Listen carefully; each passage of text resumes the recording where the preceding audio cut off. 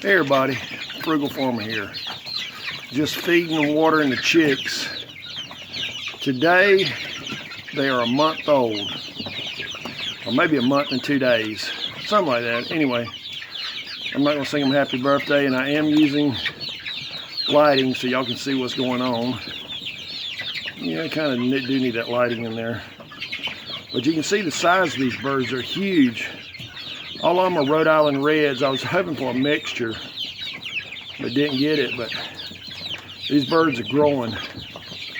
To me, at this size, I'd say, you know, put them out in a chicken tractor, but I've got to finish up making some.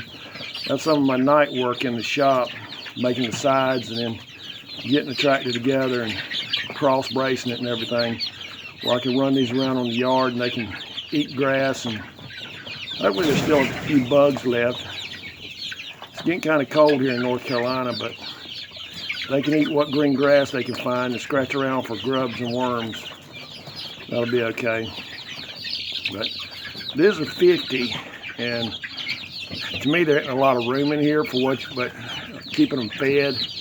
And I can't say enough about the health of these birds. It's just been, I never have any problems with the birds I get from Mountain Healthy Hatchery. And I'm not a paid spokesperson for them by any means, but I just can't say enough about the quality of their birds. And the taste too. Birds taste very good. But they're kind of hoovering over the water. I water them in the afternoon and in the morning, and they're always packing in like that to get water, and they'll get over there on that feeder and empty it out.